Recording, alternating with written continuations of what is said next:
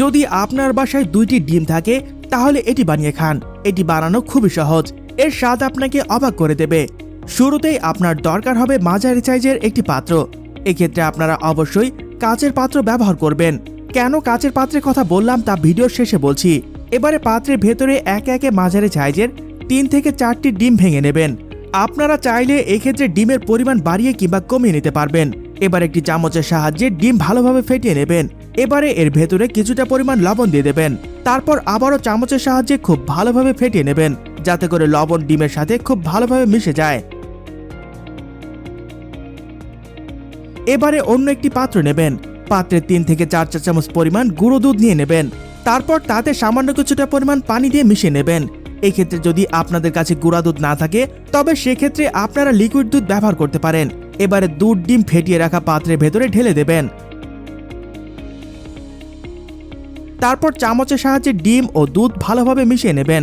এবারে অন্য একটি কাচের পাত্রে ঢেলে 5 মিনিটের জন্য রেখে দেবেন। এবারে চুলা অন করে তার উপর প্যান বসিয়ে নেবেন। তারপর এতে দিয়ে দেবেন বেশ খানিকটা পরিমাণ পানি। তারপর ঢাকনা লাগিয়ে দেবেন, যাতে করে পানি খুব দ্রুত ফুটতে শুরু করে। পানি ফুটতে শুরু করলে এবারে পাত্রসহ মিশ্রণটিকে এইভাবে করে পাত্রের ভেতরে বসিয়ে দেবেন।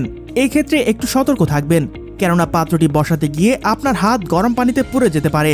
তারপর ঢাকনা লাগিয়ে দেবেন।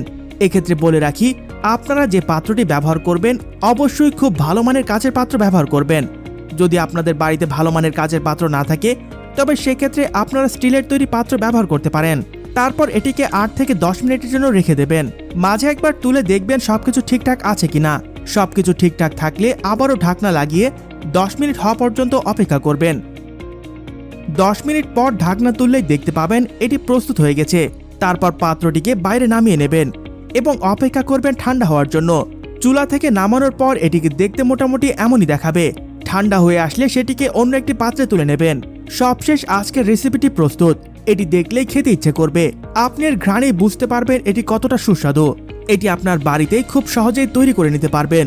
এটা একবার খেলেই আপনি বুঝতে পারবেন এটি যেই দেখবে তারই খেতে ইচ্ছে করবে। আপনি এটি বানিয়ে যাকে যাকে খাওয়াবেন সবাই আপনার ফ্যান হয়ে যাবে। এটি খাওয়ার পর থেকে আপনার আর কখনোই ফাস্টফুড খেতে ইচ্ছে করবে না। তাই এটি অবশ্যই আপনার বাড়িতে ট্রাই করে দেখবেন। দেখা হচ্ছে পরবর্তী কোনো ভিডিওতে নতুন কোনো কুকিং আইডিয়া নিয়ে। ততক্ষণ পর্যন্ত সবাই ভালো থাকবেন, সুস্থ থাকবেন, আর মনে রাখবেন কঠিন রান্নার একটাই সমাধান, ইজি কুকিং।